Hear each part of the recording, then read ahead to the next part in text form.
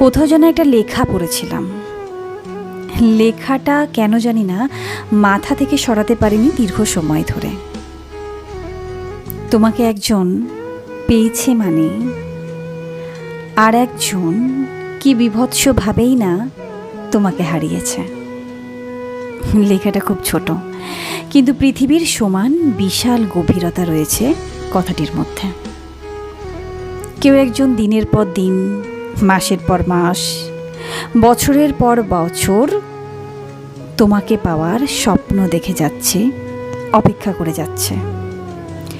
অথচ অন্য কেউ কোনো অপেক্ষা ছাড়া, সাধনা ছাড়াই তাকে নিজের করে পেয়ে গেল।